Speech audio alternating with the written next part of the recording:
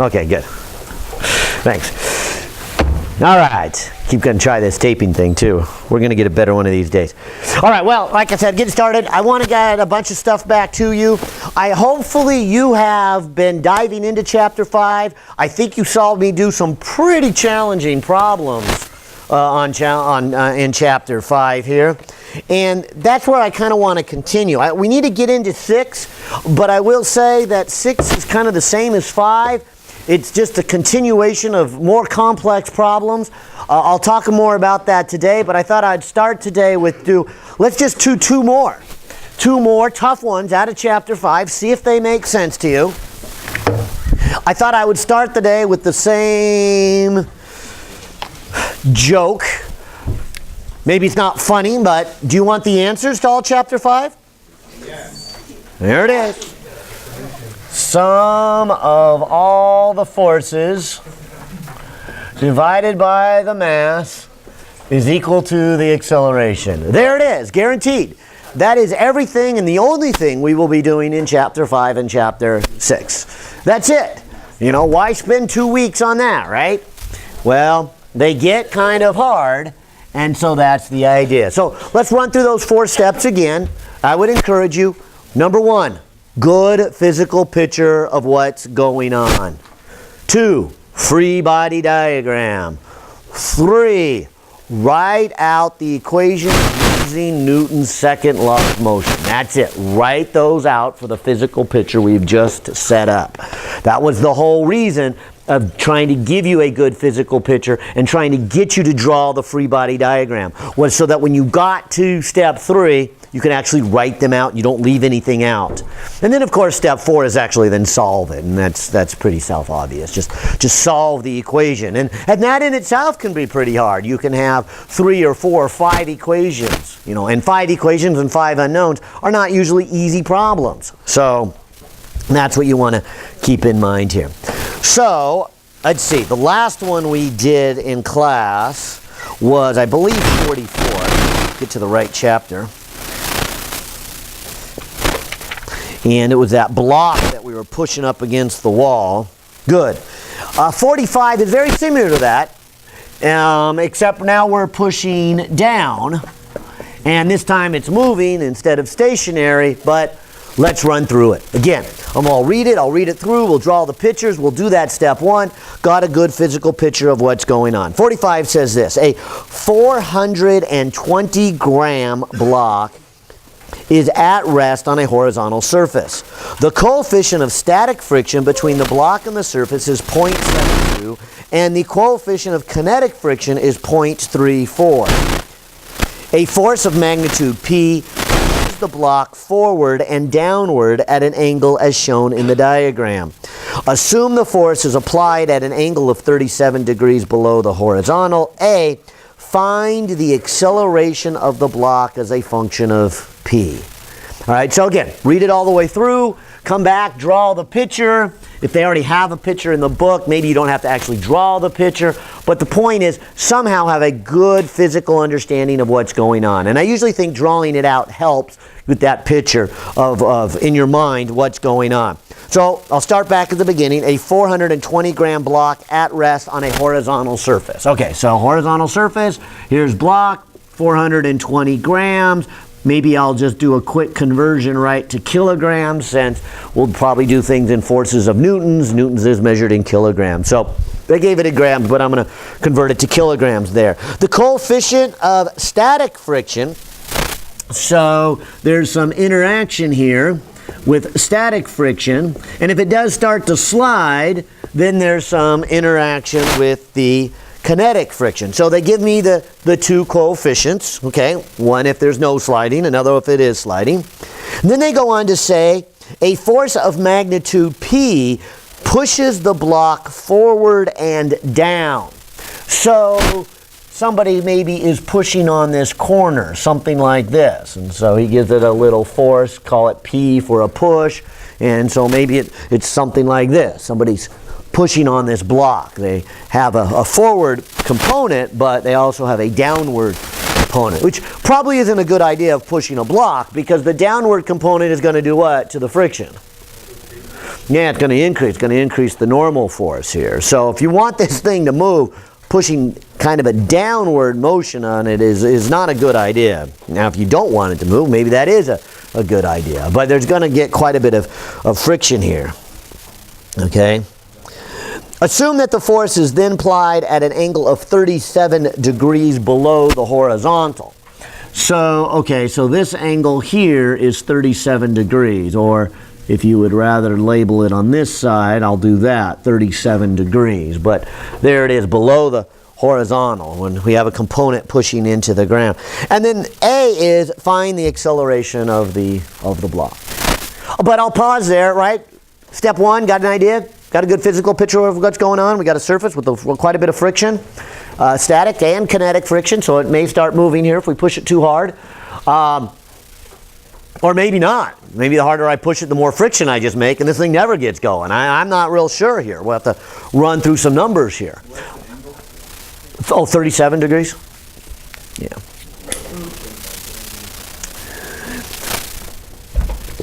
And so I think we got that step one done. Physical picture of what's going on. Now we need to look at the forces involved. Do what we call the free body diagram. Take the object all by itself. Don't draw anything else. Now, I got to admit, in this problem, there's really not much else drawn. There's just kind of a surface. So this is almost the free body diagram in itself here. We don't, but you know, don't draw the person over here that's pushing on it. Don't draw the table there. Just draw the forces on here. All right, so help me out here. What are the forces on this one? How many do you see? Okay, good. I think I heard all of them. I heard that, well, there's this push P coming from somewhere. That's given straight in the problem. Okay, so there's clearly one force. We'll say this is, you know, somebody standing on the side pushing on it. Okay. I heard a bunch of others. What were the other ones? Yeah, okay, the table. And so we've got this normal force pushing up. It's down here at the bottom of the block. And I'll just put a little N. And just remind you, as you do these problems, most of the errors occur where students either miss a force or add an imaginary force along the way. And that's where the physics is. If you miss one of them or add an extra one, then it doesn't really matter when you get to step 3 what you do in terms of setting up the equation. You don't have all the forces and you're going to get it wrong no matter what at that point. I heard somebody else say, well, there's some friction here. Yes, there is some friction. And of course, it could be either a static friction or a kinetic friction. I'm not sure which one it is because it's not really saying if it's moving or not. But I think that's really part of the challenge on my part. It says, this is the question A, find the acceleration of the block as a function of P. So I would say if P is 0, if I'm not pushing on it, the acceleration is 0. And I would say even if I push a little bit, the acceleration is still 0 because of the static friction. So up to some point, it's probably static friction. Then once it starts moving, then it's kinetic friction. So I'm going to have to be a little clever here on how I handle my friction. Is it static or is it kinetic? I think I'm still missing one. One more? Yeah, and then the only thing that's not touching it, or the one when you don't have anything touching it, don't forget mg. So, again, general rule is look for anything touching it, which in this case would be this person, so there's one force, and this table, which is a combination of, you might even just call it one force, but this table is doing two things. The table's lifting up, and the table is making some rubbing. It's making some friction. So, here's the table. Here's the person, and then this is the force of gravity. So there's nothing else touching it, and there's no other non-contact forces.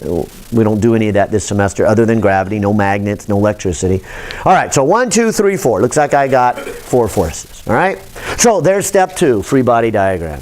And now to the meat of the problem right here, right? This is what you do. Add up all those forces. So we need a coordinate system. We need to choose a coordinate system.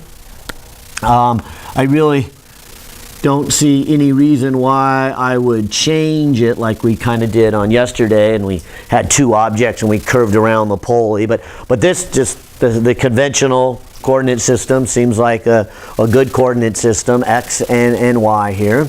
And so as I go to add this up, I should have two equations. I should have the sum of the forces in the x direction, and my second should be the sum of the forces in the y direction. And so let's look at all of those. I'll start with the x direction. I think you can see that these two are vertical, so those don't come into the x. This is in the negative x direction, and this is has a component in the positive direction. So the positive force here would be force P, and then I would want this horizontal component. It would be adjacent to the 37 degrees. So there is the magnitude multiplied then by the cosine of the angle gives me its horizontal component.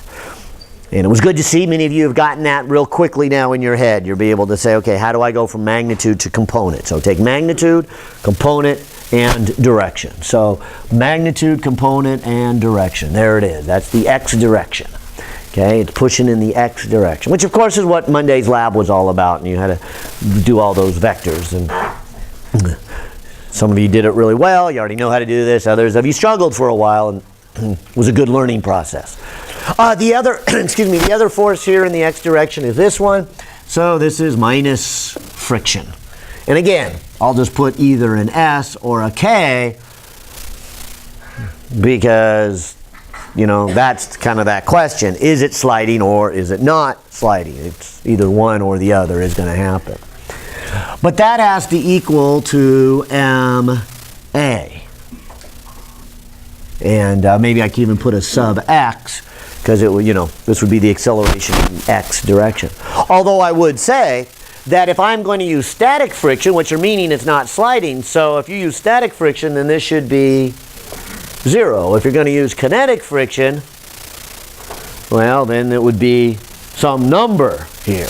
So this really has two parts to it. It is either P cosine 37 degrees minus the static friction equals 0. That's one option.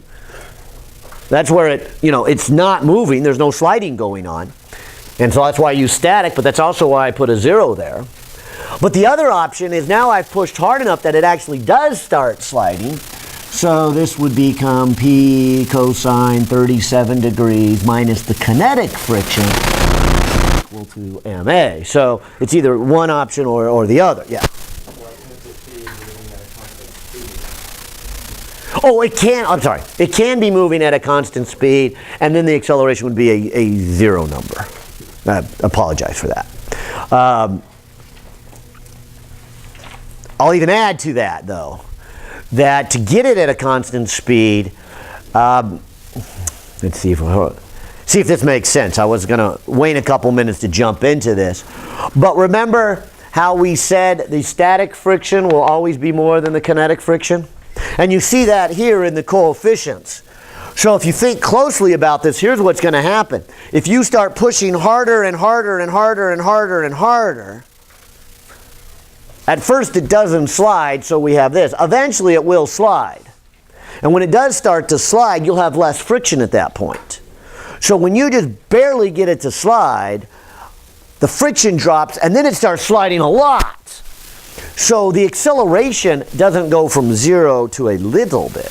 The acceleration is going to go from 0 up to a big number.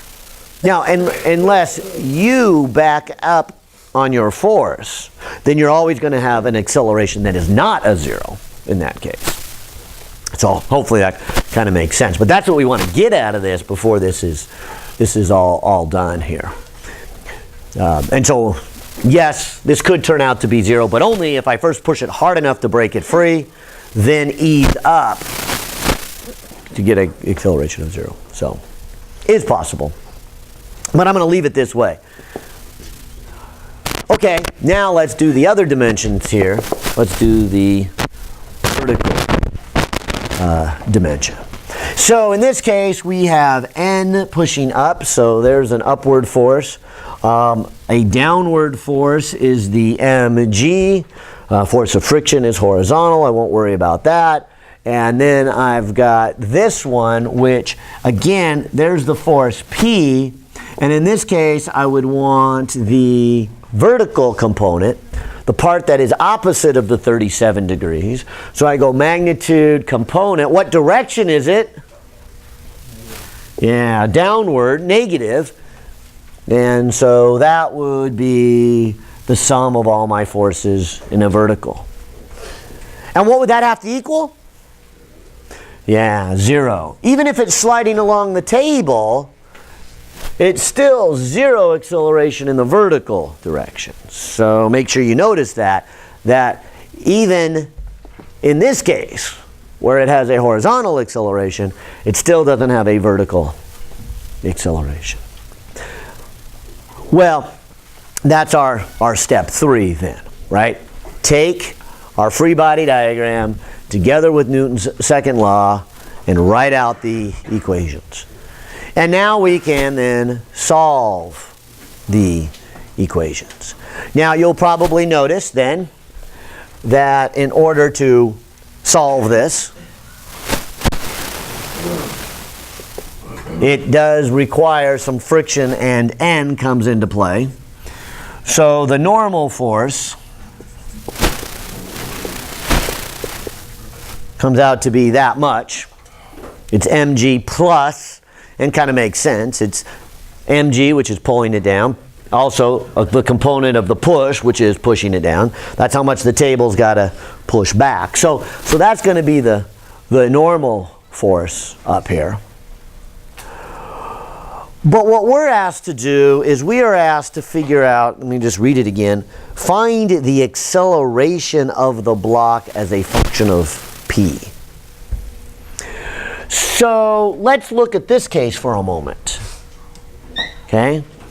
In this case, I would say the acceleration is 0. Well, when does it come out to be 0? Well, it comes out to be 0 so long as the static friction is equal to P cosine 37 degrees. But if you remember, the static friction was an inequality. This is the one that made it a little hard to work with. How much static friction do you have? It's not like you always have a number. You always have a number up to a maximum. So the static friction is less than or equal to the coefficient of static times the normal force. So using this first part where the acceleration is 0 and substituting this together, I would say P cosine of 37 degrees has to be less than or equal to, because that's what the friction has to be equal to, less than or equal to the coefficient of friction times the normal force. Well, the normal force is this. The normal force then is mg plus P sine 37 degrees. And so there is my inequality, if you will, or put another way, here is my graph of acceleration versus the force I push. What I'm really saying, of course I got a little more math to do here, but what I'm saying is I would have 0 acceleration up until I get to some value of P.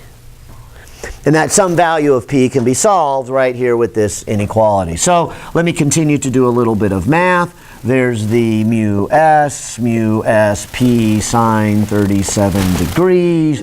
Here is the P cosine of 37 degrees. And if I move this over to here and factor out the P, this becomes cosine of 37 degrees minus mu s sine of 37 37 degrees has to be less than mu s mg, or what you're saying is P has to be less than or equal to mu s mg over cosine of 37 degrees minus mu s sine of 37 degrees.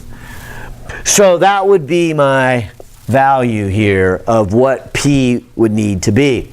So let me get my calculator and give that number, and that's the first half of this problem is what is the acceleration? Well, it's 0 until you push it hard enough. And how hard is that before you begin to push it is given right here. So the coefficient US was 0.72. The mass is 0.42. G is 9.8. I will then divide that by cosine of 37 degrees minus that coefficient again, 0.72 times sine 37, close bracket again. And if I did my calculator work right here, I get 8.11 newtons. And so until I push with something over 8.11 newtons, this thing's not going to move. There's going to be enough static friction to oppose the sideways force making it go. However, once my force then gets greater than this, then now we have something new happening. And that's this. This begins to happen. It does have an acceleration. And so putting that equation into here, and I'm going to have to erase a little bit of this so I can continue to do my math, but that equation up there could be written as acceleration. So I'm going to take this one and divide by m. So the acceleration is P cosine of 37 degrees minus the kinetic friction divided by its mass. Now let's keep adding to this. This is what I was saying earlier in the chapter. I think kinetic friction's a little bit easier because notice for static friction it's an inequality, right? It is up to. But kinetic friction is always the same value, and it is the coefficient of friction times the normal force. Well, in this case, the normal force is given.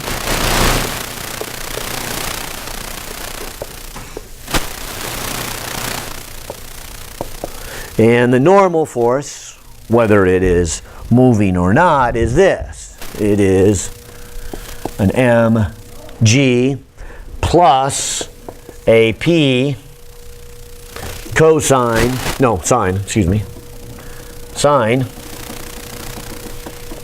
of 37 degrees. And so that would be the acceleration. Now, maybe we should kind of simplify this a little bit, right? Maybe we should put these two together. So this would be P, and I'll leave the M downstairs. But this is going to be a cosine of 37 degrees here. And then this one's going to be minus a coefficient of friction, sine of 37 degrees. So that's those two terms. Then I've got this minus mu k m g there. And so that's going to be my A. Right? And so, again, a little more complicated in its math, but hopefully you see how straightforward it is. You take the forces, you add them together, and you put them into your equation. But I mean, look at all these terms with the sines and the cosines and then an added. I mean, I wouldn't have guessed this. There's no way I could have just sat back. You know, I think it's going to be a sine and a cosine and minus coefficient. Yeah, that's what it's going to be. I mean, it's got to be worked through in the mathematics here. Now, of course, you can always do the reverse and see where this comes from, you know, but the idea here is this now would be the equation for the next step. Let me put in a couple numbers here so we can have maybe an even easier equation. I'll put a p, but if I put these numbers together, let's see what I get. Cosine of 37 minus the coefficient of friction, 0.34, times sine of 37. That gives me about a 0.594 times p, okay, minus, let me put all this together, that is our 0.34 times the mass, 0.42, times g, which is 9.8. So this is about a 1.40 here, and dividing by the mass is 0.42. In fact, maybe I'll just make one more step to put our numbers together. I'll just put these together here. So this 0.594 divided by 0.42 gives me 1.41 p minus, and I'll go 1.4 divided by 0.42, just to have something a little bit easier to work with. Hopefully I won't have too much rounding error here. Okay, but there's minus the 3.3. You see, I say all that because I'm trying to finish this problem here. I already know this much, that the acceleration is 0 until you push harder than 8. Once you push more than this 8.1, it now starts to move. But what I was trying to say is, will the acceleration just be a hair above 0 now? No, it's going to be a lot above 0. Why?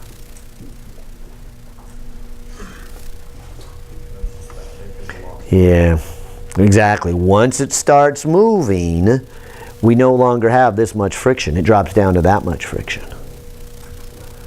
And all of a sudden, we go from 0 acceleration to some other number.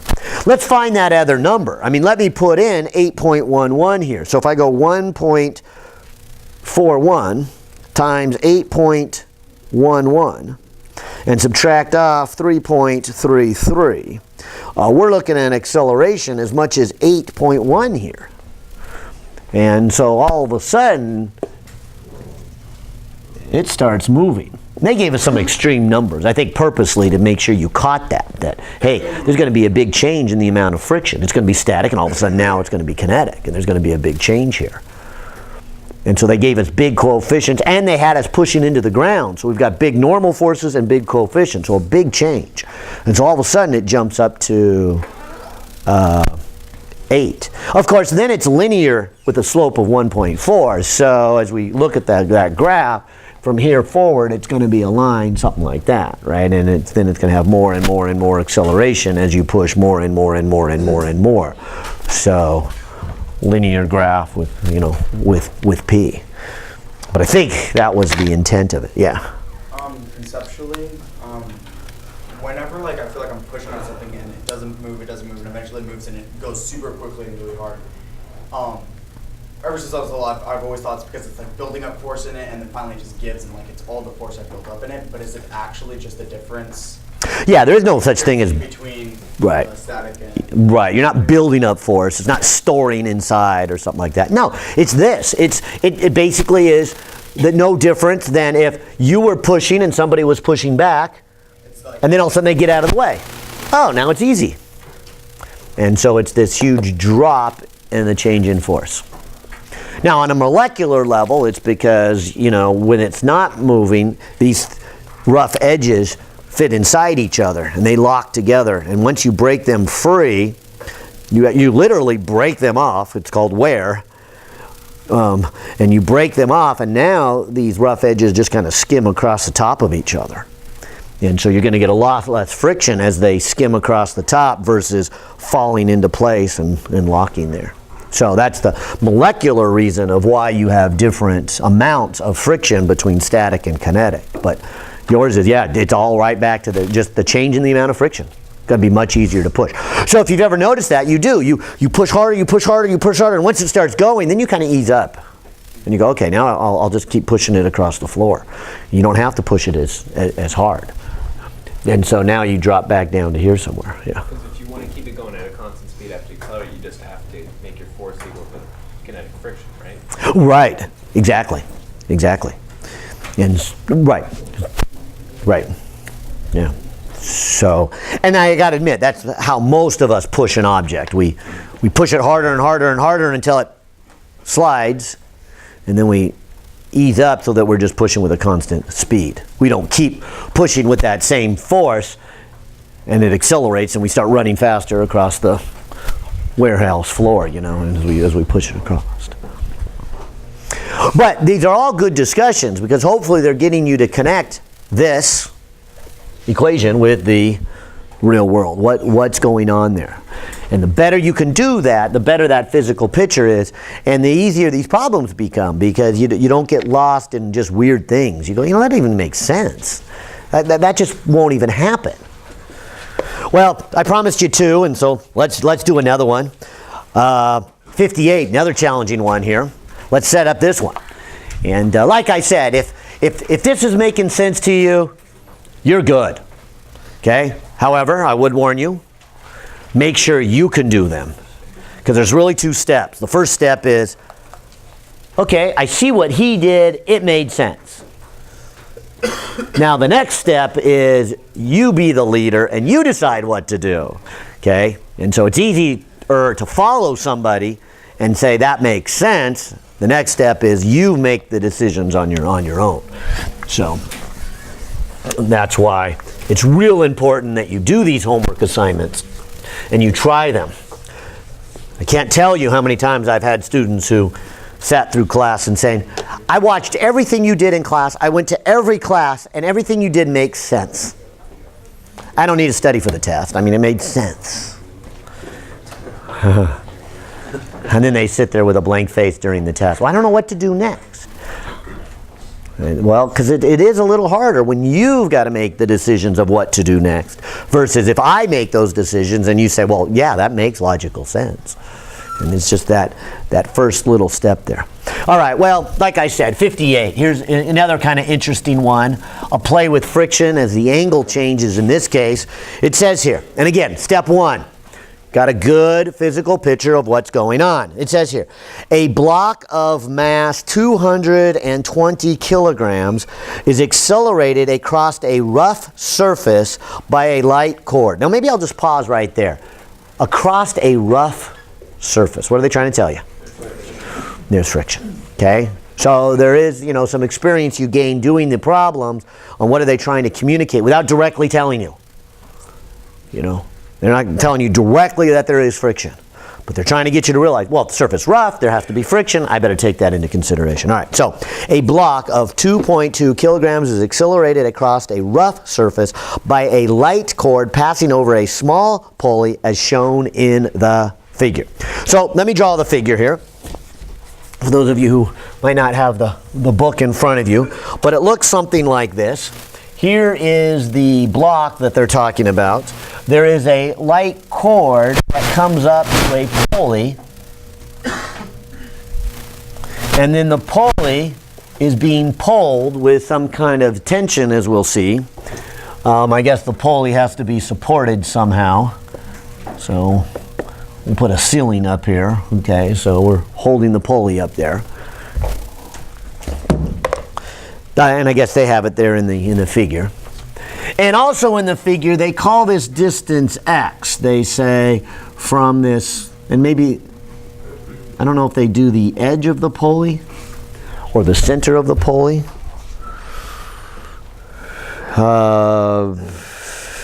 They actually mark it from back here.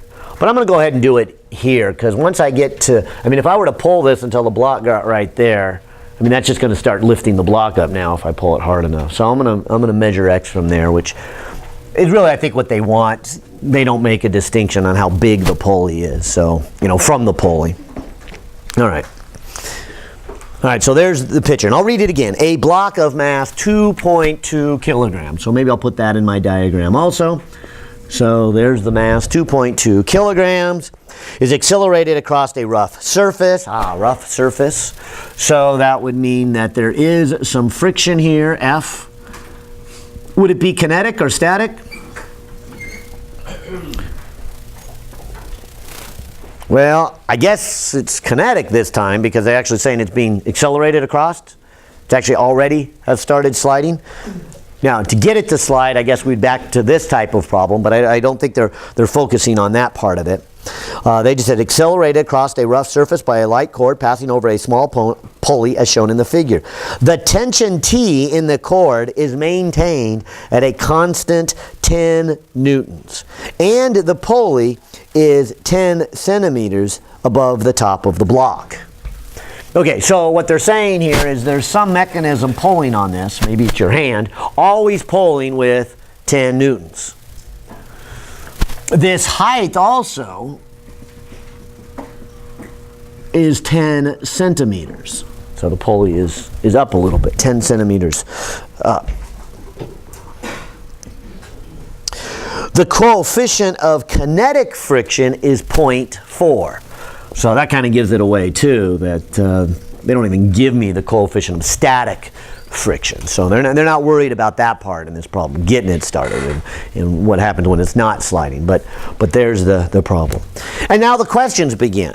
A, determine the acceleration of the block when x is 0.4 meters. B, describe the general behavior of the acceleration as the block slides from one location where x is large to values when x is small, all the way to 0.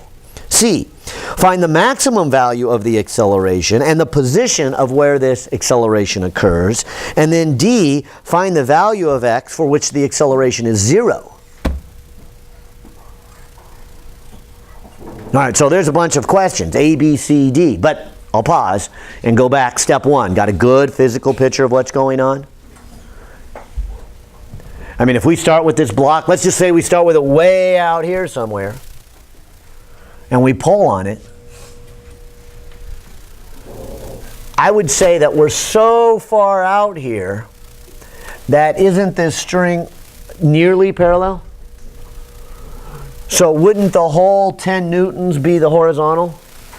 Now, assuming that is more than the static friction, now the block would start to move, right? But let's look closely at this. I mean, what's going to happen as the block gets closer in? Okay, more of this force becomes vertical. So what does that mean? Yeah, I heard both of them. Good. Number one is, since part of it is now lifting up on the block, there would be less normal force. Less normal force would be less friction. Now, because of that alone, I would think, oh, this block's going to start going faster and faster. So whatever acceleration it had here, it's going to get more and more and more and more and more. But there is something else that's happening. What else is happening? There's less horizontal force. So as this angle is changing, yes, there's more vertical, which is why there's less friction, yes, but there's less horizontal. Because of that reason, I would expect less acceleration. So to be quite honest, I kind of see those things as one dominating for a while, then the other one dominating. I guess what I would see here is when it's way back here, the angle here isn't changing by much, but the vertical piece is changing by a lot. So back here, we're reducing the friction by a large percentage, comparatively, I guess, as we get here. So I would expect more and more acceleration.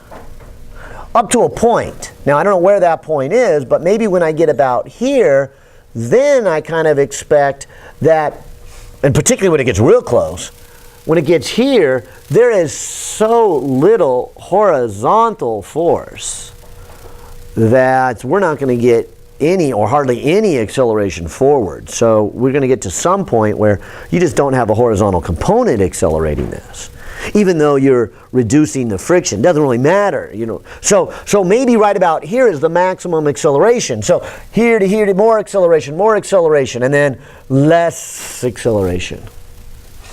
In fact, maybe at some point right about here, getting really close, I kind of would expect here that the horizontal component of this one to be equal to the friction. And what happens then? The acceleration is 0. So more acceleration, maybe at some maximum here. Less acceleration, maybe 0 here. And if we even got even closer, and I'm not sure if this is going to happen, but it seems like it probably should happen. I mean, at some point, especially when you get all the way at x equal to 0, there's no horizontal force from this one, right? But there's still going to be some friction, assuming this isn't enough to lift it off the ground. But it's not. This is only 10 newtons, and this thing's going to weigh at about 22 newtons. So this isn't going to lift it off the ground. So there's still going to be some friction. But the point is, in here, I would actually expect a negative acceleration at that point. So up until it gets to here, where its acceleration is 0, I would expect it to go faster. I mean, even in this area, it's going faster. The acceleration is not as big as it was back here. So back here, I kind of would expect it to have a maximum value to acceleration. But even as it gets closer, it still has an acceleration, so it still goes faster. And then it gets 0. And now once it gets inside of here, I kind of expect the acceleration to be less than 0. I kind of expect this thing to begin to slow down. And probably not stop when it gets here. So probably what would happen is then, you know, the cord would grab it and kind of flip it like that. And we won't get into that as it twists. Anything that has to do with the rotations or pivots, that's later. That's chapters 9, 10, and 11. So we'll worry about that later here. But looks like a pretty complicated acceleration. I would even say non-constant acceleration. Would you agree? So you wouldn't use the constant acceleration formulas to figure out how fast this is going. Let's just be glad they don't ask us the question, how fast is it going? We'll do that next chapter. No, that's next chapter 7. But that's what 7 and 8 is. We'll worry about how to do some problems that have non-constant accelerations. Well, anyways, maybe I talked too much about that. But did you get a good physical picture then of what's going on? You're looking at the components, you're looking at the horizontal, looking at the vertical, seeing what would happen. It sets the stage for the rest of the problem, knowing kind of what we're looking for. Small acceleration, big acceleration, less, 0, negative. You know, what do we expect to see? All right, so there's step 1, good physical picture of what's going on. Step 2, free body diagram. So we can analyze this. Let's not worry about the other things. Let's not worry about the pulley, the ceiling, the string, the table. Let's just do the block. And so we put the block here all by itself. And we just draw arrowheads for the forces that are pushing on it here. All right, so what forces do we have? Rattle them off again. What do we have? Okay, good. I heard somebody say we've got the tension from the string. Good. I heard somebody say we've got a gravitational one. I heard somebody say a normal. And then, okay, good. I didn't hear that one till now, but yes, there would be the friction. Is that it? More? Well, let's run through. We should get a force from everything touching it. The string, got it. Table, got it, or got them. The table's kind of doing two things. It's lifting it up and got some friction. Okay. And that's the only two things touching it. I can see that. So then the other one must be the gravitational, the field force. Okay, got that one on there. Good. So there are my four forces. All right, so there's step 1 and step 2. Thank you. Now, let's draw our coordinate system. Now this one too is probably best just to do the conventional coordinate system. I see no reason in twisting it or whatever. It moves along the x-axis. Okay, so that seems like a good one. So these two for today, just the conventional standard coordinate system here. But that leads me into the step 3. Go ahead and write out the forces. Go ahead and write out the forces. Got to do it 2 times, right? One for the x, one for the y. You'll see that the y, it determines the normal force. You need the normal force because that determines the friction. The friction is needed for the horizontal force. So we've got those 2 to worry about here. All right, so I'll go ahead and write these out. Looking at this diagram, again, these 2 are vertical only, but this certainly does. This would be t cosine of theta if I then label that angle as theta. Fair enough? And so there it is again. So that little skill that was hoping you to get strongly developed here in this chapter. Magnitude, component, and direction. Right? You take the magnitude. You multiply it by either a sine or a cosine, depending if you want the adjacent or opposite. Okay? So that is the amount that is in the horizontal direction. Then we can subtract off the frictional force, and that has to equal mass times the acceleration in the x direction. And that's what we're after, I think. Maybe we should go back to the problem. Determine the acceleration of the block. Okay? And so there's the first equation. Second equation would be to write out the vertical components. So the normal force is pushing up, good. Gravitational force is pushing down, so it's mg with a minus. The friction is only horizontal, so it has no vertical part to it. But again, that t does have a vertical part. So it would be magnitude. Sine theta would give me its vertical component. And the plus would tell me its direction. This one is pushing up. The last one, the push was down. And that would have to equal... Okay, I'll go with ma for a second. But it's acceleration in the y direction. What is acceleration in the y direction for this problem?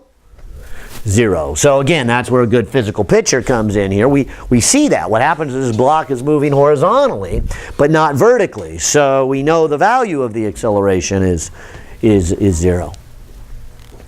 And of course, like we saw in these last couple problems where I've been doing a harder one and they involve normal forces, you can see that you can use the vertical to solve for normal because you're going to need it up here.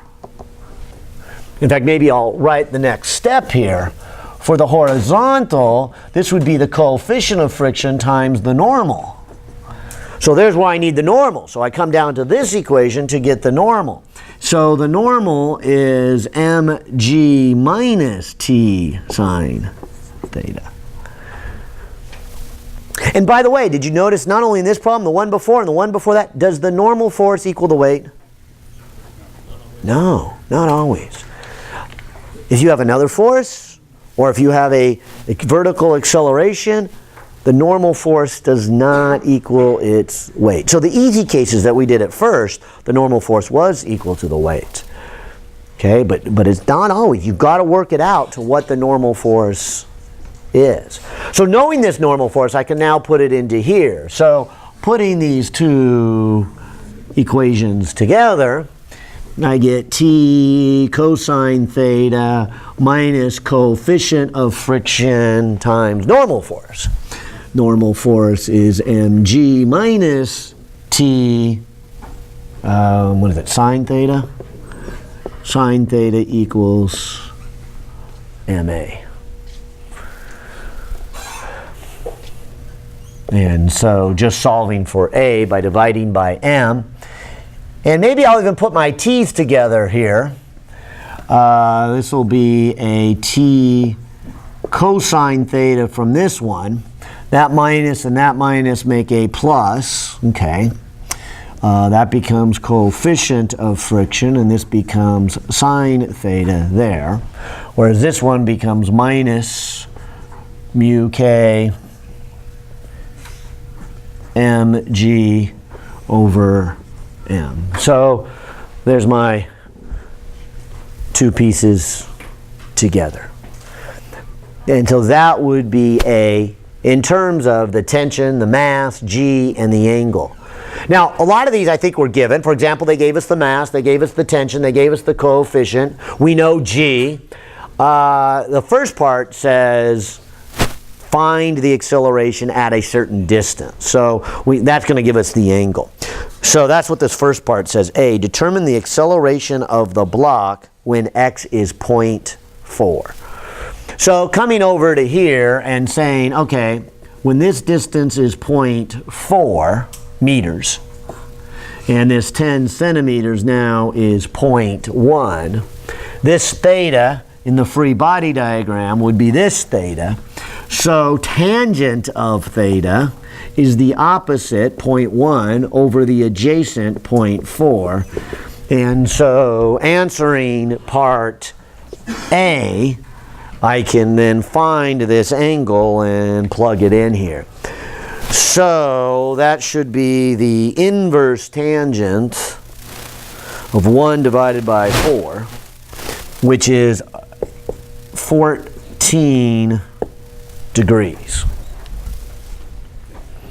So if I put in the 10 newtons, cosine of 14 degrees, plus coefficient of friction, which is 0.4, times the sine of 14 degrees, minus 0.4 times the mass of 2.2, times the G, which is 9.8, divided by the mass of, it's 2.2, right? Yeah, 2.2, that should give me my A.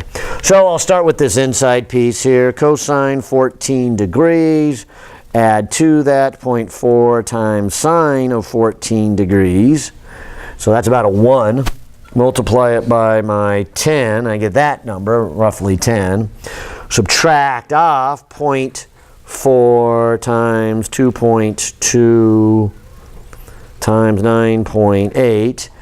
Gives me roughly 2 newtons. Then divide it by the mass of 2.2. And I get about a 930 meters per second squared for the first answer, A. What is the acceleration when the block is at that point?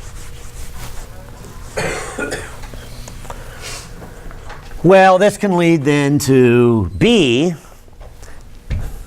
which then says, describe the general behavior of the acceleration as the block slides from a location where x is large to x is 0. I guess I've already done that, haven't I? I mean, let's run through it again. What do you expect to happen when you're way out here? Angle I expect to be small, right?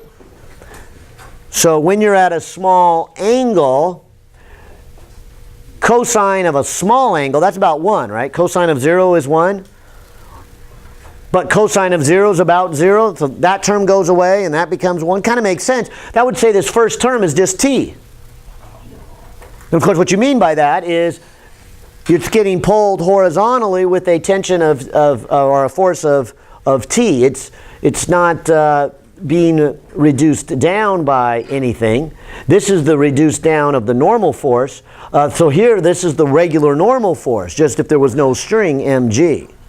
So this would be the amount of friction when you're way out there without the string lifting up. So this is the amount of friction without the string lifting up. This is the string pushing horizontally. And so yes, I would expect out here for there to be a certain acceleration, maybe not very much, but as it moves in,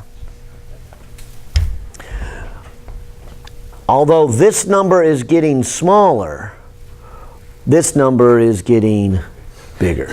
And if you made a plot of the cosine function as opposed to the sine function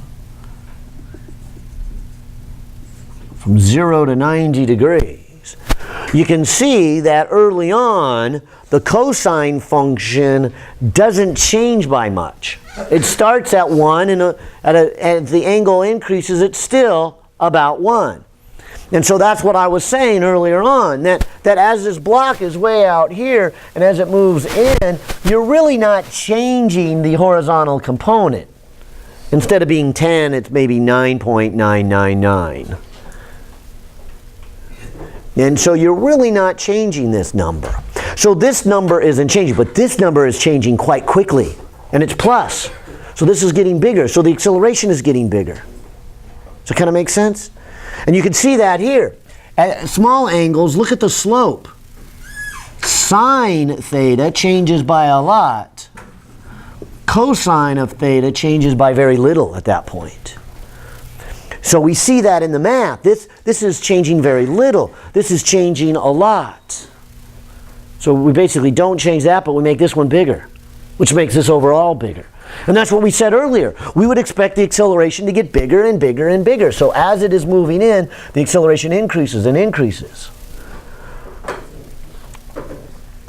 And mostly because the friction is getting less and less. We're not losing much of the horizontal component yet. So at some point, though, we do get to this point where we would say we're getting to a maximum. Because at some point down here, further on, in this area here, maybe I'll change colors here, but as we get into this area, we start to get to places on the graph where the cosine function is decreasing very quickly. But the sine function is increasing at a lower rate. And so what begins to happen at some bigger angle here is that one right there starts to decrease much faster than that term, with including that factor in front, of course, but I'm looking at this function as this one increases. So this one's still increasing, but not as a large enough rate as that one is decreasing. And because of that, then this whole thing gets smaller and smaller. And so now my acceleration has gone from whatever its maximum was on down a little bit lower, a little bit lower, a little bit lower, a little bit lower, a little bit lower. Okay? And of course, as I said, at some point it probably has a zero acceleration, because what's going to end up happening is this whole term gets small enough to match that whole term. And so the friction matches the horizontal component here, and we get no net force, zero acceleration. And as we get even closer, that one gets smaller than that one, and so we get a negative acceleration, which is our answer to B. Describe what's going to happen. All right. So acceleration gets bigger, bigger, bigger, bigger, bigger, maximum, smaller, smaller, smaller, zero, and then gets negative. That's our description in B, what happens. Because C, once you understand that, C says this: find the maximum value of the acceleration and the position x at which this occurs. All right. So now that we've got this mental picture, hopefully, that there is a maximum acceleration, how are you going to get it?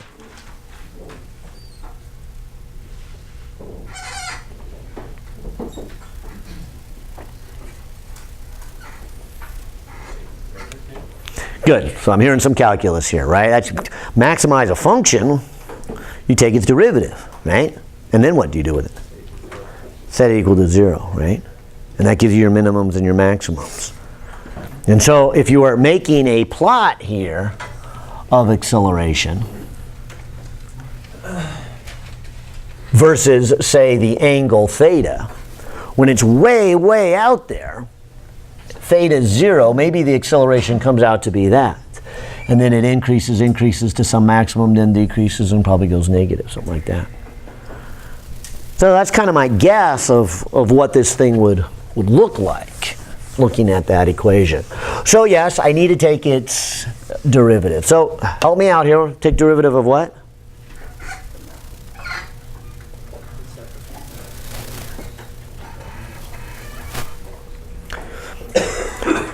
Well, we probably could save ourselves a little work here. I mean, this is the function, right? A. So you want to take the derivative of this function? Derivative with respect to what? Theta, right? You're going to find out, okay, what angle here gives me the maximum. But maybe I'll do you even one better. Oh, is it fair enough to say that the only thing changing is this part of the equation? I mean, that stays the same, that stays the same. So when this is a maximum, isn't this whole thing a maximum? So why don't we just look at a small piece of this? Why don't we just look at cosine theta plus mu k sine theta. Plus or minus? Plus, thank you. And maybe I'll just call that f of theta, some function of theta. And when that's a maximum, then this whole thing's a maximum. That's a minimum, or, well, let's not go minimum here, but when that's a maximum, there it is. So what you're really telling me to do here is maximize this function. Take the derivative of the function of theta as theta is changing. Set that equal to 0, because the derivative gives you the slope, and that should give me that point right there, right? That's the slope of 0. So let me take the derivative. So what's the derivative of cosine? Oh, minus sign or sine? 0, negative. Yeah, it must be minus sign, right? Okay, minus sign. Plus mu k, derivative of sine? Cosine. And set equal to 0. So what you're really saying then is mu k cosine theta equals sine theta, or mu k equals tangent theta. And so this angle theta is the inverse tangent of the mu k. And so there's going to give me my coefficient of, my angle. And so the inverse tangent of 0.4. And it looks like about 21.8 degrees. So this is going to occur at 21.8 degrees. So it must be closer in than the 0.4. The 0.4 we had 14 degrees, so it's going to have to be closer in than that. The question actually says find it in x, so I only have the angle theta, so I guess I do have more to do here. I need to go, all right, tangents of 21.8 degrees then would be 0.1 over the x. This would be the vertical rise over the x. So this position occurs when it's 0.1 divided by the tangent of 21.8 degrees. So 0.1 divided by tangent of 21.8 degrees, and about a 0.25 meters. So there it is, closer in than what we did in A. Maybe right about here is its maximum. And so that is in C. And then finally this last one here, and we better move on to the next chapter, so don't run out of time in that one, but here is D. Then what was this one said? Find the value for which the acceleration is 0. Well, hopefully that one's not too hard. I mean, when does this come out to be 0? When that numerator is 0, right? So this would be t cosine theta minus mu k sine theta minus mu k mg equals to 0. If we do a little bit of work, Is it just when UK, is it when egg friction is 0? Because like physically that just means that the pulleys pulled up the block so much it's not touching the ground anymore, and that would make egg friction 0, that would make the numerator 0. And No. you have no acceleration. no, you're half right. You're missing the other part of this. When this is the component pushing forward, this is the frictional force. This is the frictional force without the string lifting up. This is the added part of the frictional force with the string lifted up. So when the frictional force is equal to the component, then you get a net force of 0. So it is not when the frictional force is 0. It's long before that, yeah. Plus, this is cosine. Oh, plus, I did that again. Yeah, okay, thank you. Equals 0. And now let's solve this for theta. This actually looks like a little more interesting math. Well, I guess it's going to take longer, but it's got sines and cosines in it here. But as we do a little bit of work here, we've got cosine theta plus mu k sine theta here. As I move this to the other side, this is mu k mg divided by t. And so now I have an equation that has both sines and cosines in it, which begs a question on how we want to solve it. But before I even get that far, why don't we punch in some numbers so that it doesn't look like a bunch of symbols and all they'll have is, thetas in there. So I'm going to put this here as cosine theta. I'm going to put this as 0.4 sine of theta. I will put this then as whatever these numbers come out to be, 0.4 times, what was the mass? Oh, 2.2 times 9.8 divided by the tension of 10, and this is 0.8624. So that's a little nicer equation to look at. I got some numbers in there. So if you find yourself stuck on this last part of the problem where you got to do the math, maybe it's better to put in what you do know. And so you can kind of see what your variables are a little clearer. And so I put those in, and I see that my thetas are here. And there's different approaches here. How do you want to approach this one? Yeah, you're going down the road of remembering cosine squared plus sine squared is 1. So we can convert sines into cosines or cosines into sines. We could also convert them into tangents, and remembering that cotangent squared is equal to 1 plus tangent squared. So I'm not sure which would be equal or which would be better. Let me step back for a second. Probably cosine squared plus sine squared equals 1 is a little better. Yeah, if I divide by sine, or cosine, I get tangent on one side, but still the other one on the other side. But that's not so bad, because then I can square at both sides. And then I have cosine squareds and sine squareds, and I got that other identity, which of course it should be the same. But I guess I kind of do like this.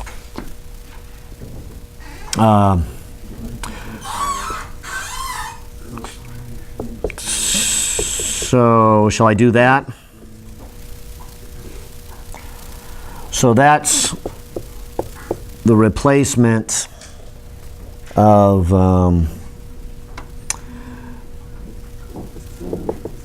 the cosine. So now I have everything in terms of sine. I'd like to get rid of the radical, so next step, I guess, get it by itself. So when you square it, you can get rid of the radical sign. So let me write this as 0.824 minus 0.4 sine theta.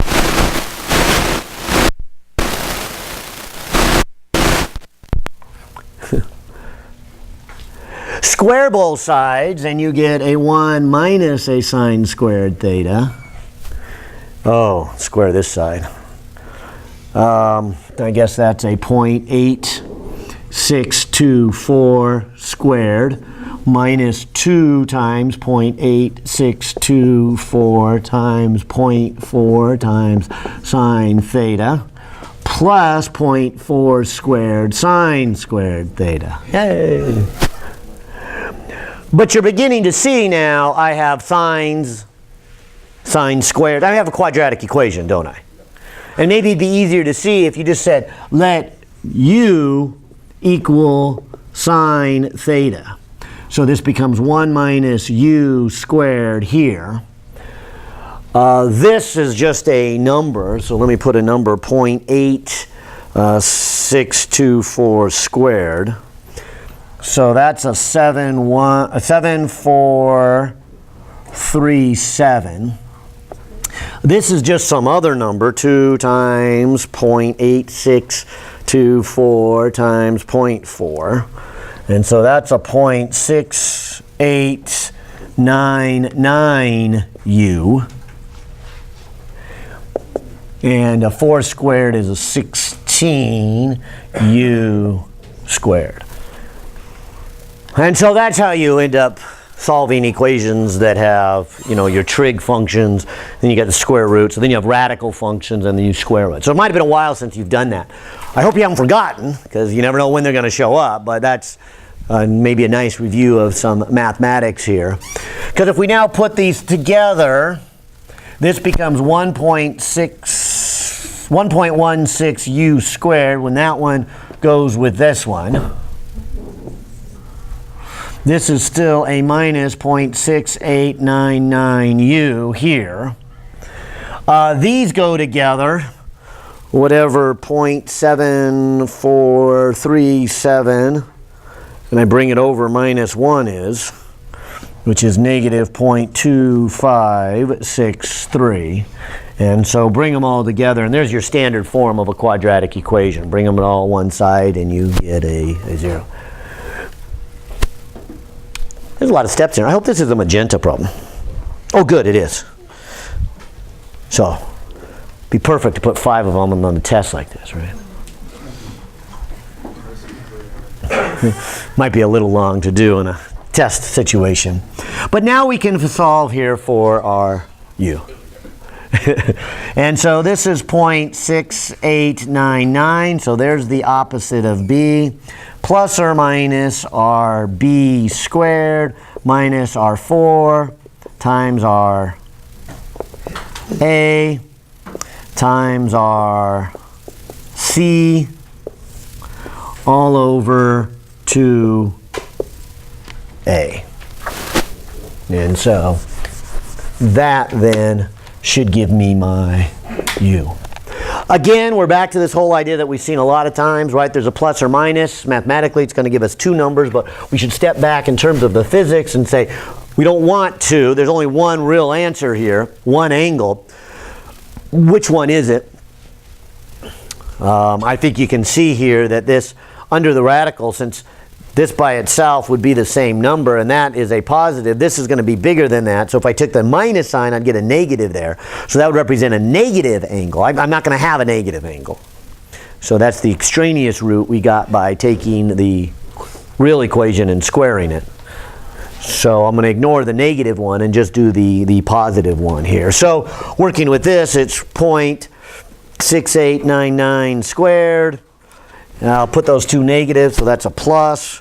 4 times 1.16 times 0.2536 equals some big number. Take the square root of all that, that's about a 1.3. Add it to 0.6899, taking that total results and dividing it by the denominator there. And I'm looking then at 0.8536. Remember, that is sine theta.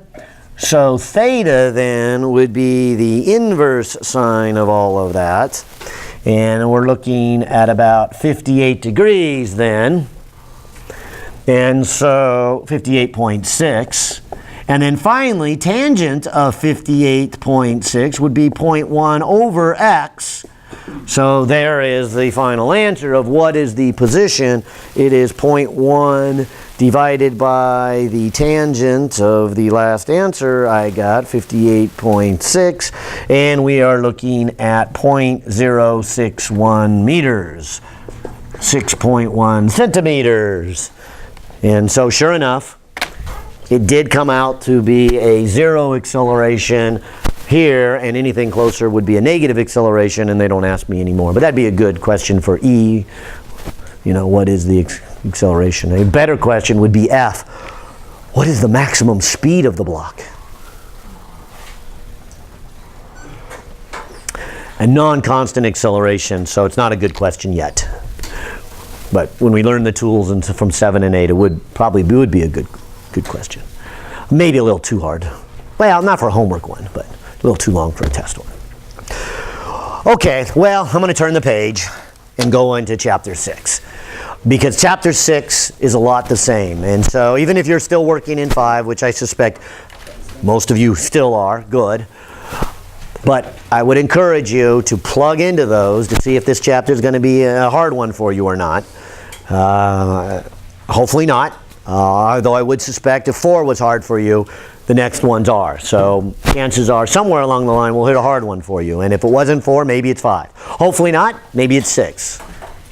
If it's not 6, 7 and 8 are a little bit easier than 5 and 6. So maybe there's some good news around the corner here that they're not so hard.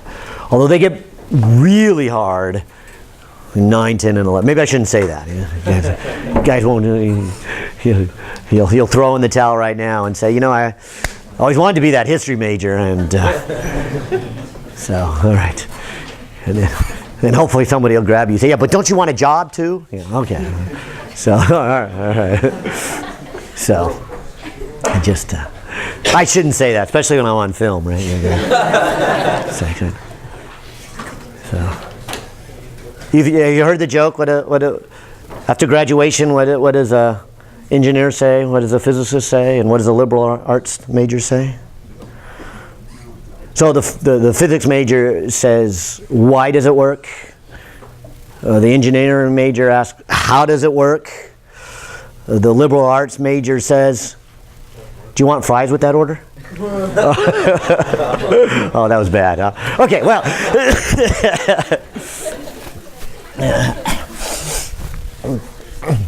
Well, let's jump into chapter 6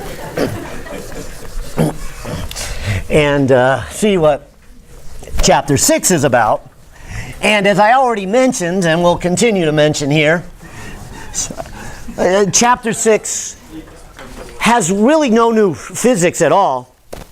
It's a continuation. But have you noticed, and I know you might not be thinking about this, we did the easy problems. Has anything turned?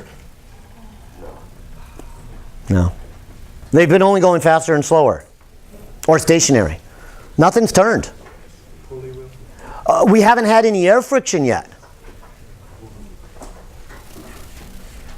We haven't had any viewpoints of watching something happen over here when we're in a rocket ship accelerating over here.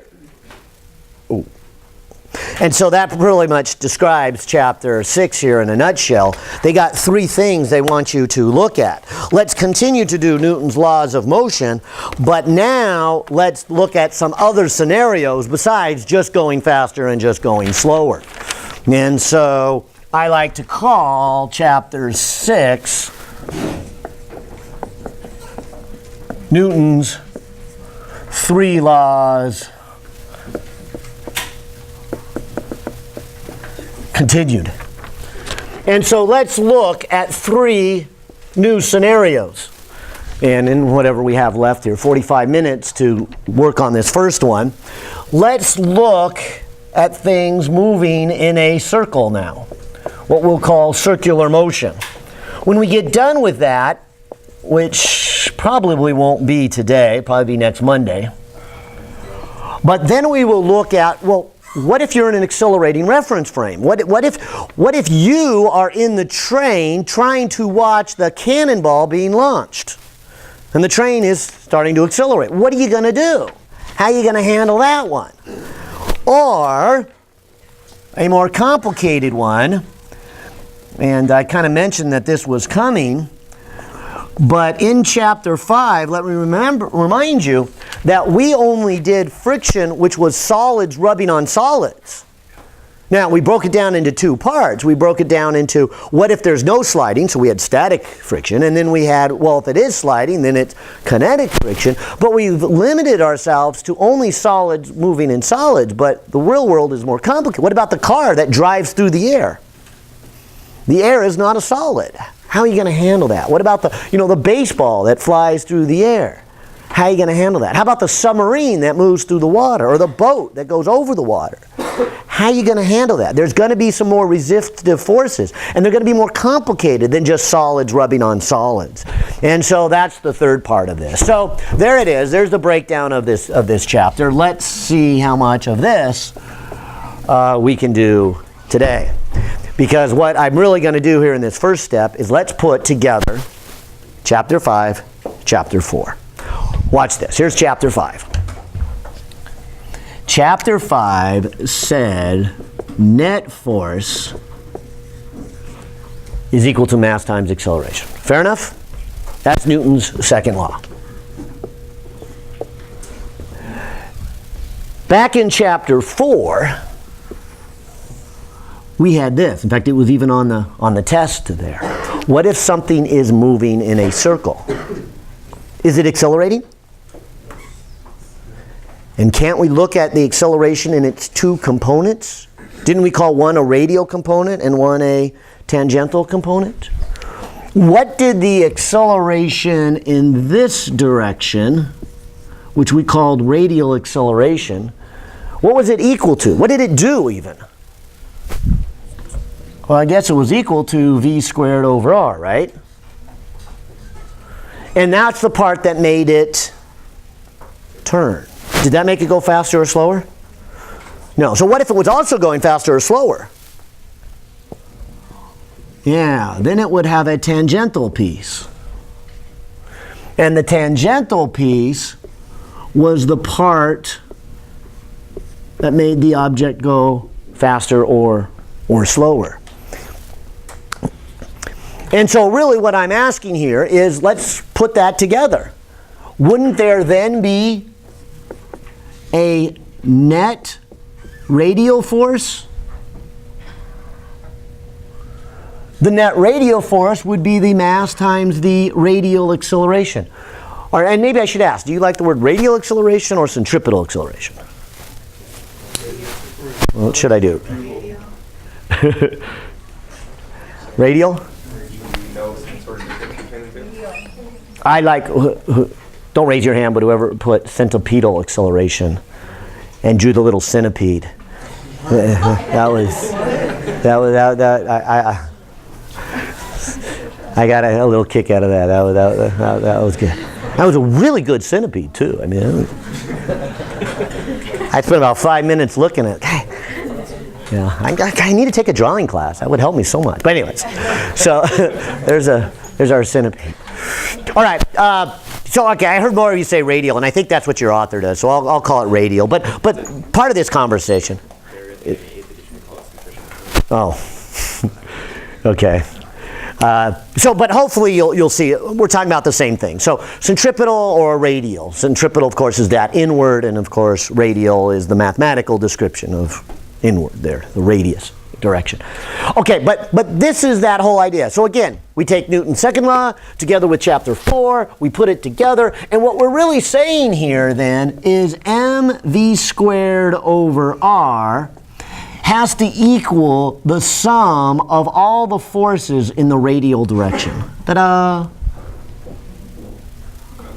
So when we write out our free body diagram, and we've got a force from the string, and a force from the friction, and a force from the chain, and a force from the magnet, and a force from gravity, and a force from, and a force from, and a force from. When we add all those together, if it's turning, it has to equal mv squared over r. Okay? Caution. It equals mv squared over r. I'm not saying this is a new force. This is the result of all the forces we've already been looking at. Okay, that's what that is saying. Add them all together, and it's got to equal mv squared over r. So that's the first point here in centripetal motion. And of course, the same thing can be said about the net force in the tangential direction. It would have to equal mass times the acceleration tangential. And the acceleration tangential is the part of the acceleration that is making the object go either faster or slower.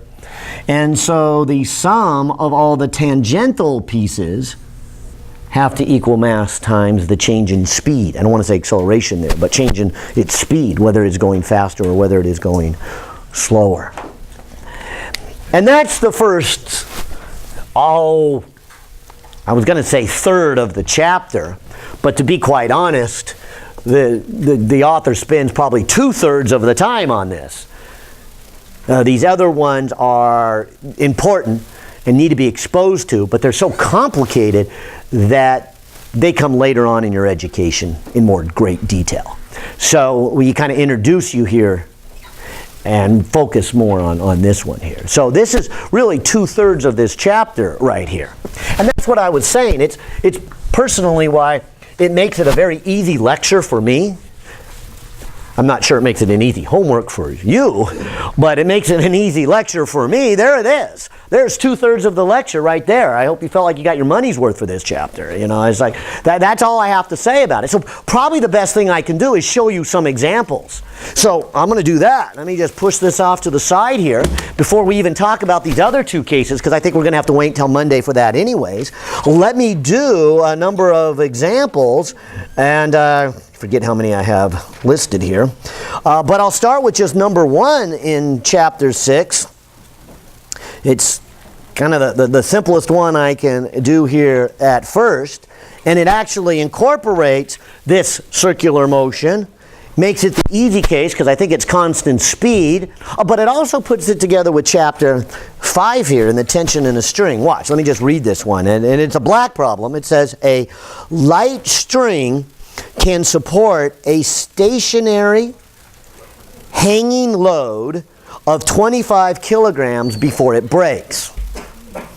A 3 kilogram object is attached to the string on a horizontal frictionless table and spun in a circle of radius 0.8 meters. The other end of the string is held fixed. Find the range of speeds that the object can have before the string breaks. Okay, so again, read it all the way through. I'm sure you don't remember all the details there, but that's where you come back and read it slowly. So you read it first like you already did. I know you read chapter 6 last night, knowing that we were going to come in here and start lecturing on chapter 6. Good. So some of you say yes in a believable way. Others of you say yes in a non-believable way. That's okay. All right. But that's this idea. Read it through the first time. Just kind of lay the foundation. You don't need to know all the details, but you're laying down some understanding. So we can come back here and say, all right, let's look at number 1 here. Let's go ahead and find this. So let's read this first part. A light string can support a stationary load of 25 kilograms before the string breaks. So really, aren't they telling us how strong the string is? I mean, they gave us some numbers here, and so we'll work out that numbers. But because the string breaks, they're telling us the limit of this string. How strong is it? It's really a chapter 5 problem. It's really saying this. If you just took 25 kilograms and hooked it to a string, it would just barely make it. Any more than that, it's going to break. But less than that, it can hold it up, right? So that's the physical description of what they would say. So that would be step 1 of the first half of the problem. Do you got a physical picture of what they're saying with the first half? Because then when I go to draw the free body diagram, I would say, well, let's see. There is a tension pulling it up, and there is an mg pulling it down. And maybe I should have asked you. I mean, what are the forces here? Yeah, just those two, right? The only thing touching it is the string, so there's the tension. And the other force is it's mg. But if you go from physical picture, step 1, to free body diagram, step 2, to writing out the equations, and I'll just do the y motion since there is no x here. But if you write that out, don't you get t lifting up, mg lifting down, and if it doesn't break, what is the acceleration? 0. So that's why they use that word. It can support a stationary mass. That was an important reading there. A light string can support a stationary hanging load of 25 kilograms before it breaks. Now, really what this is saying is the following. It is saying that the tension is mg. That's our easiest of cases. I'll ask it again. Is the tension always equal mg? No. If there was another force or if it was accelerating, that wouldn't be the case. Another force would show up here, an acceleration would show up here, and the tension wouldn't be there. But the easiest case, so this is the easy case, the tension equals mg. The easiest case, the normal force equals mg, but not all the cases. Okay? But in this case, it does. So aren't they really saying the maximum tension before this string breaks? Isn't that what they're giving away in that first part? So let me go ahead and put in my 25 and multiply it by 9.8 and see what they're really saying here is this is the maximum tension I can get. 25 times 9.8. 245 newtons. If you want to write it as an inequality, maybe that will help us remember that we're not saying the tension always is 245 in the string. What we're saying is it can be anything from 0 up to 245, and once you get above 245, the string breaks. Okay? So I'll write it as an inequality. So that's what I get out of the first sentence there. Now let's go on to the problem that's related here about circular motion. It says here, now we take a 3 kilogram object. So it's much less than 25. It's only 3 kilograms. And we attach the string to it and we rotate it on a horizontal frictionless table. So imagine here's the table. I'm going to pick up the table, and so you're looking down from an aerial view. So here's the table. Here's the object, 3 kilograms. You're going to tie the string to it and spin it in a circle. Okay, so it's going around in a circle. I think they even say the radius on here, if I'm not mistaken. Horizontal, frictionless table, radius 0.8 meters. All right, so 0.8 meters is the radius. The question goes on then and say, what is the range of speeds? In other words, could you spin this at a slow speed? Medium speed? Faster speed? Supersized speed, as long as we're talking about McDonald's today. Okay. Why would there be a maximum speed?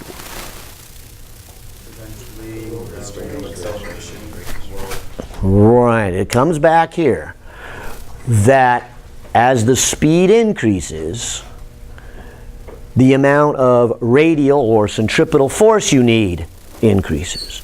And so there's going to be a limit to that. And again, that's that first step. Do you get a good physical picture of what's going on? Why they're even asking the question that it would break? Do you understand why it would break? Once you get that, then of course we can do the free body diagram.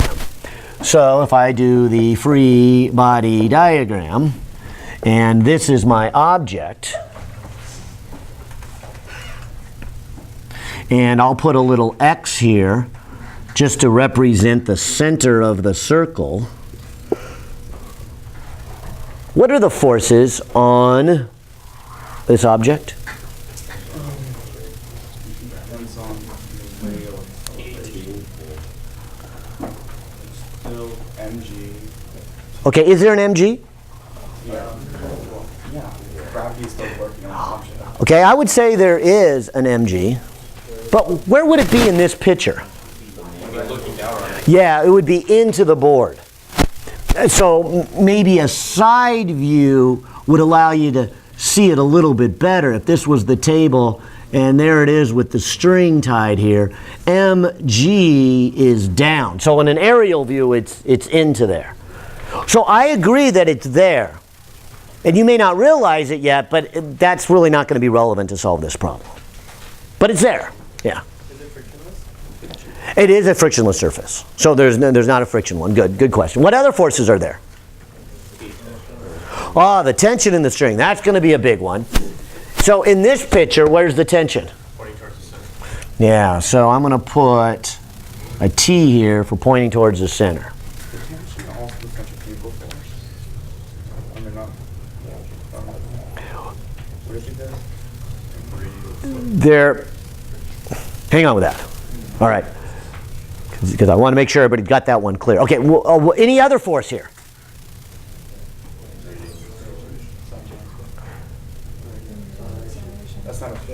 For the normal. Okay, good. I hear the two I want to hear. I'll start with the normal one. Someone's saying the normal force. That's probably the easiest one to deal with first. Is there a normal force here? Yeah, and where would it be in this picture? Yeah, up out of the table, right? In this picture, it would be this way. So in terms of an up-down motion, those should balance off. So the normal force should be equal to mg there. Okay? But none of those, I hope you would agree, are pointing towards the center of the circle. None of those are making it turn. So that's why I got this picture, and I don't even have them in this picture. Sometimes we write them as an arrowhead going into the board, and we often do this for an arrowhead into the board. I don't know if you've ever seen it, but it's a circle with a cross. It comes from centuries ago where people shot a lot of bow and arrows, and if you see an arrow going that way, you end up seeing the feathers going that way. So this is an inward directed force. And if the arrow was coming at you, and hopefully nobody saw this, and hopefully you've never seen it, what would an arrow look like coming right at you? Yeah, it'd probably be a circle with a dot on it, that little point coming right at you. So this is often the symbol we use for an outward force. Now again, I'll just throw that out there because you're going to see this a lot more as we are going through our physics here. Not really needed for this problem, but so this is inward and this is outward. So this would be our inward mg, this would be our normal outward. Probably best to look at them in this fashion, but from an aerial shot, I don't need those. In fact, this tension would be this one in a side view. So in a side view, we can see all three forces, but then we can't really see the motion of it. So we'll take a top view, we'll take a side view, and hopefully in your mind you can picture those two together. But again, it's that step number one. You got a good physical picture of what's going on, what are the forces, where they're involved. Somebody else asked about friction. No, there's no friction. But I heard an important one. Somebody said, what about the centripetal force?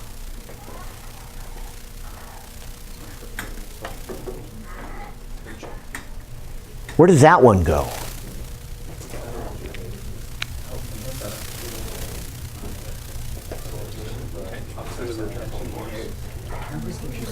Nowhere.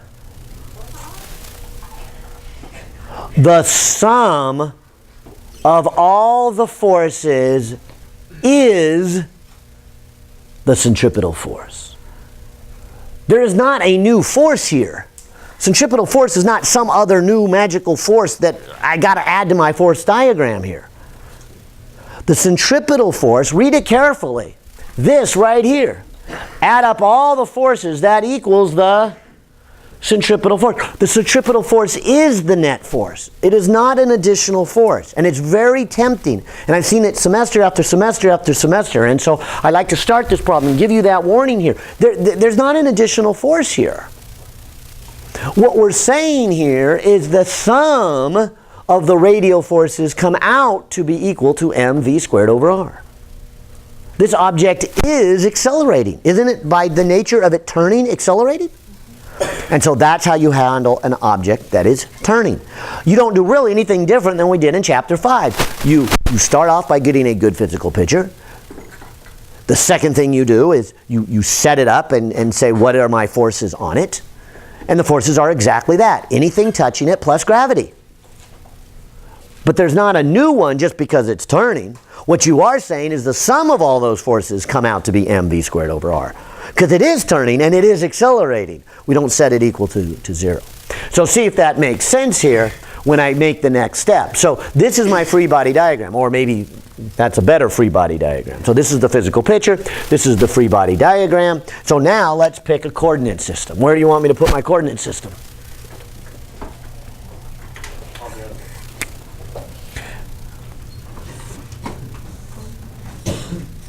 Be okay if I do that?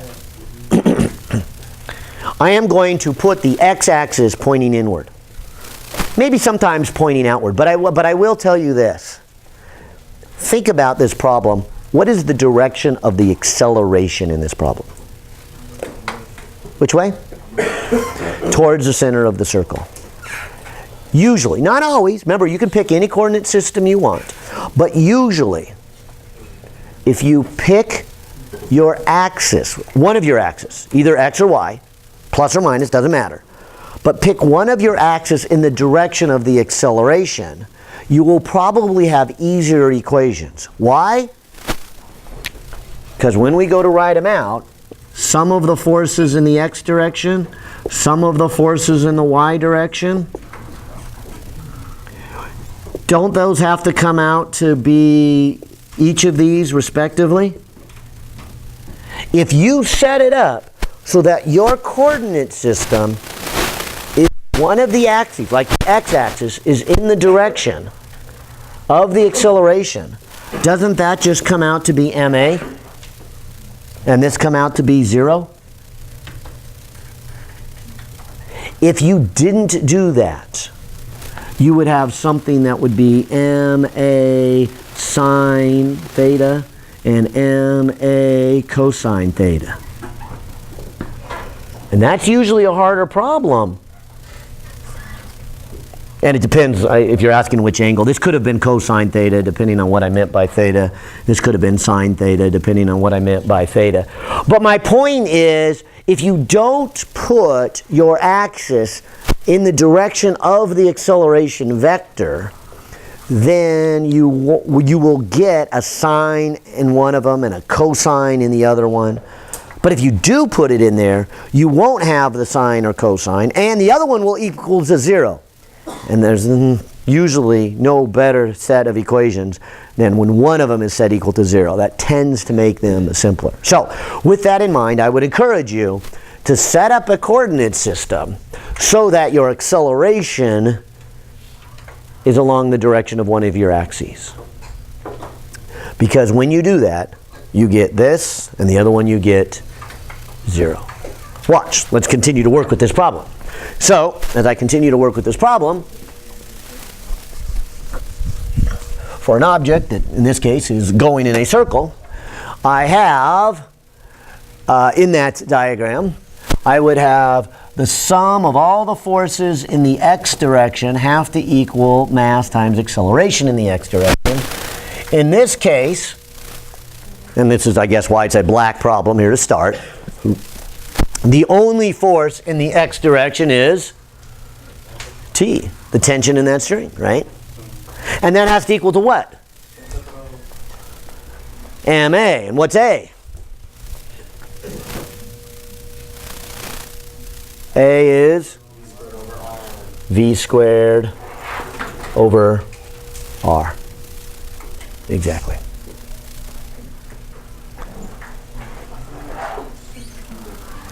And I won't bother to write out the y dimensions. The y dimension, though, would be for any forces that were this way. I don't have any in that way.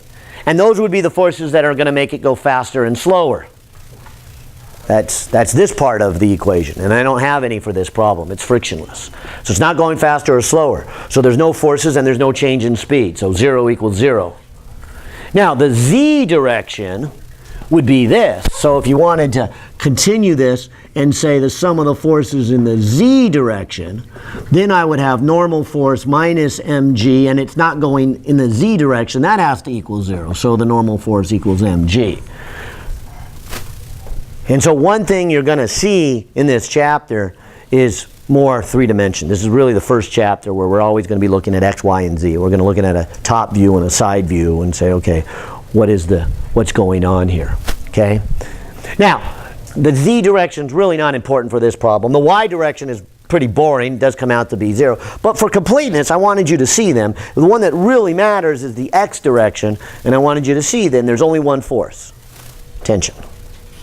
Don't add a new one like centripetal acceleration or some other force. Okay? That's not a new force. That's what the other forces add up to. And that's what I have here. So all the other forces, which is just one, add up to the centripetal force. Well, now we can actually then solve the problem here, which says what is our range of speed? Because we know this one. If we take this inequality and substitute that into it, we can put mv squared over r has to be less than or equal to this 245 newtons that we've got before. So I can put this in a different arrangement when I put r on the right-hand side of the equation, and also m on the right-hand side of the equation.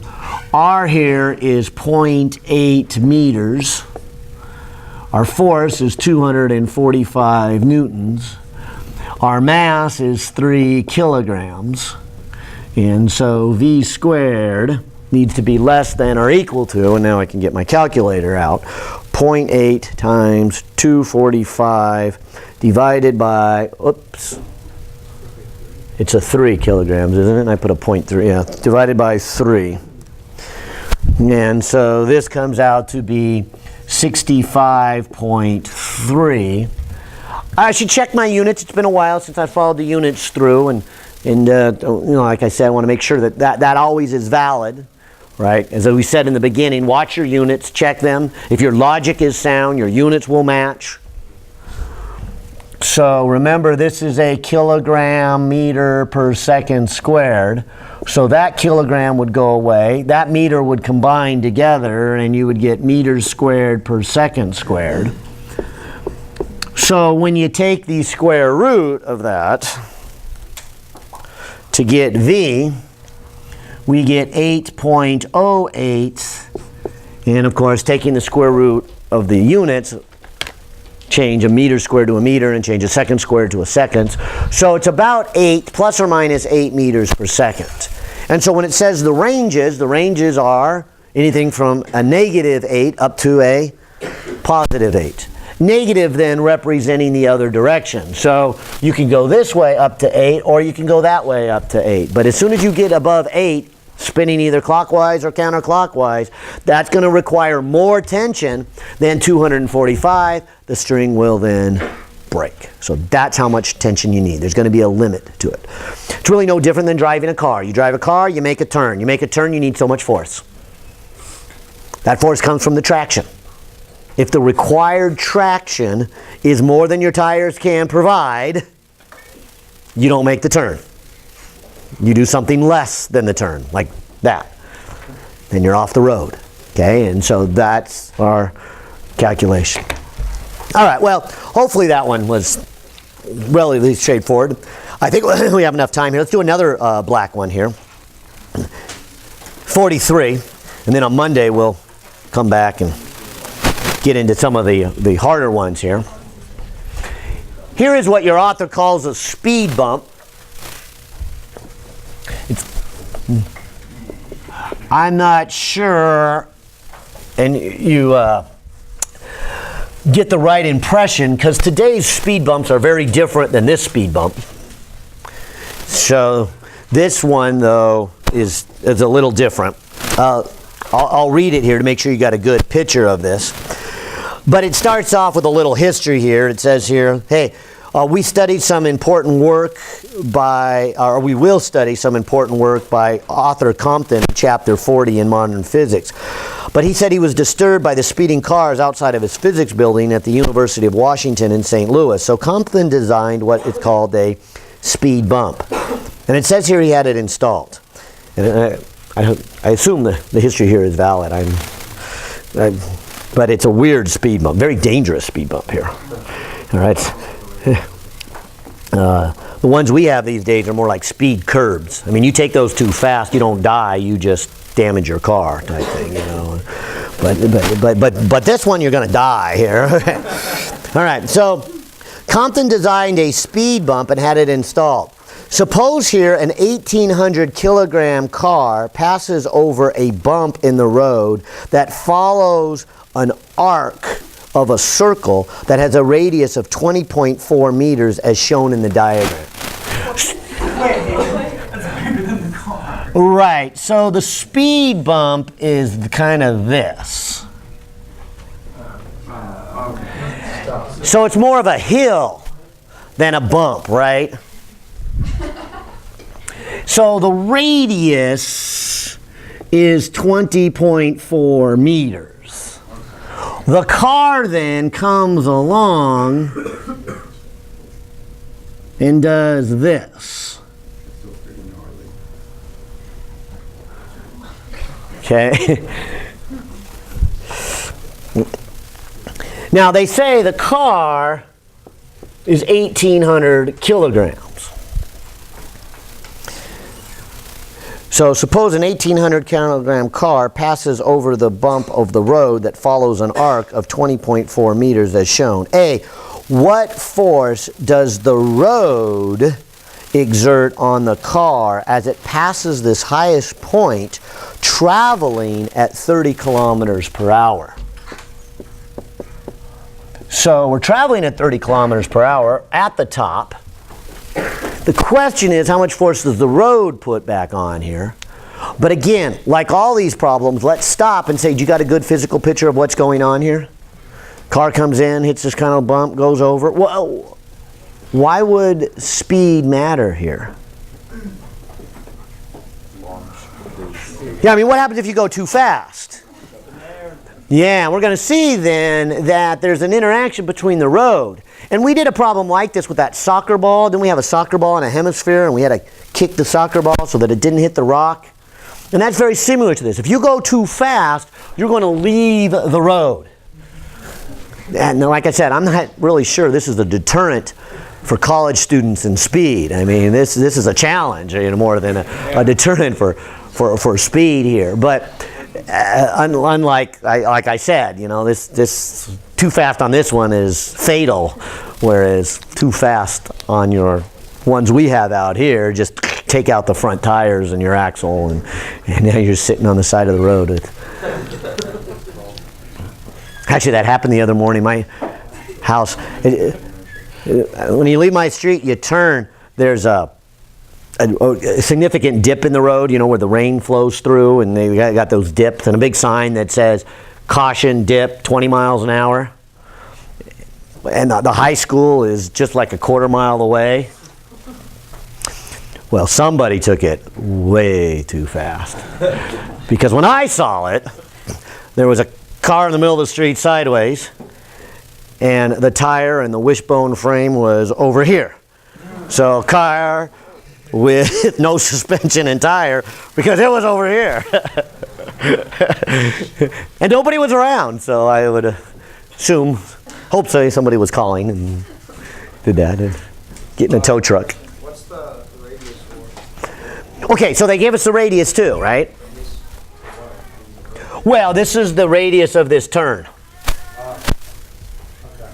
So it's part of the whole circle. All right, well, I think you get the idea. Step one, got a good physical picture of what's going on? Step two, free body diagram. All right, let's look at the forces here, free body diagram. So let's just draw the object here, whatever the car looks like. All right, what forces are on this car? Okay, gravity, good, pulling down, mg. Anything else? You have the momentum of the car, which isn't a force. Yeah, I haven't even used the word momentum yet, so don't do that. It's chapter 9. Normal force. Okay, so the normal force. Good. Any others?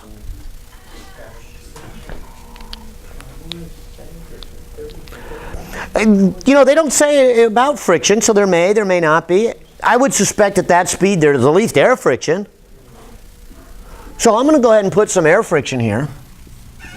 I'll even go you one step further. They don't really say about the student speeding up or slowing down. They could have their foot on the accelerator here. And maybe I shouldn't call it accelerator. I should call it gas, because isn't the gas an accelerator? Isn't the brake an accelerator? And isn't the steering wheel an accelerator? Okay, so they might have their foot on the gas. And so maybe there's a force, and that would be some traction between the tires and the road pushing it. So those may be there, they may not. I should at least throw them out there, think about it. It turns out that's irrelevant. Doesn't really matter what those are, as we'll see. That may surprise you, but we'll put them there at first. And say, okay, those are the forces. Now let me pause here. Oh, we only got a couple minutes here, so I better do this kind of quickly here. But what are we looking for? Did you read it carefully? What force does the road exert on the car? We're looking for the normal force. Did you catch that? I think it would have been an easier problem had the author said find the normal force. Didn't. Just Just like the test questions would have been easier if I would have said, you know, find the time the rocket goes up and then it runs out, and then find the additional time when the rocket stays. That's not what I said, right? I said, find the time the rocket is in the air. And the same thing here. They don't say find the normal force. You got to make that connection. What are they looking for? They're looking for the force that the road puts on the car. They want to know, how strong do you have to make this? Maybe this is made out of wood planks. And you got to know what that force is, because you got to know what that force, you got to know what the wood is, right? And so there's a connection here that you have to make to the physical world. And that's an important and often challenging step, what we call the interpretation of the words and the problems, changing it into equations. So we're looking for n. This is our goal here. All right, so first two steps, good? Physical picture. Second step, free body diagram. Even know what I'm looking for. I'm looking for n. Next step, write out Newton's laws. All right, and of course to do that I need a coordinate system. I'll put it in green. What coordinate system you want on here?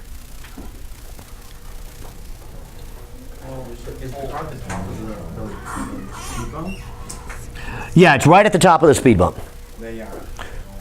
So yeah, I don't see any real need to change it from the traditional horizontal X and vertical Y. And okay, so I'll leave that alone here.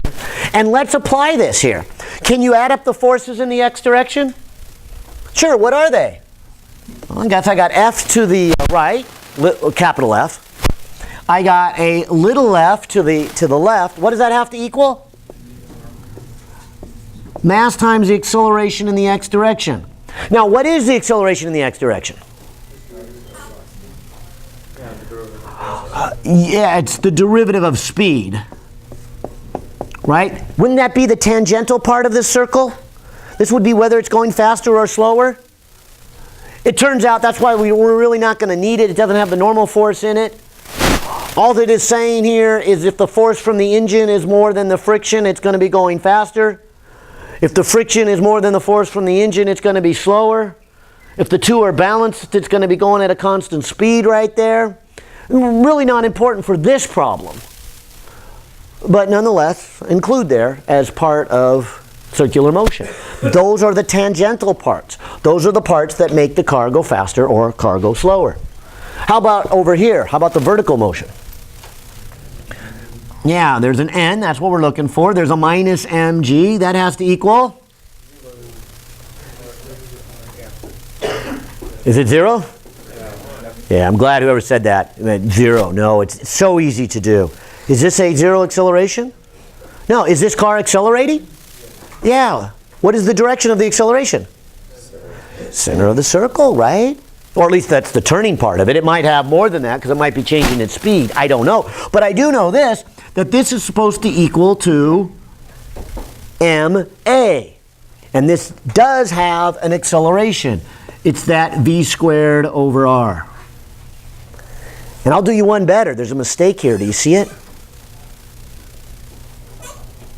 What am I missing? Negative.